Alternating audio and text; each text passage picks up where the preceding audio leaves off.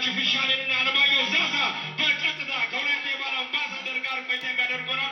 እዛ ወደ ዋናው መርሃ ግብራችን የምንሸጋገር ይሆናል። ድጋሜ ተነሳላችሁ። መልካም ጊዜ፣ መልካም ቆይታ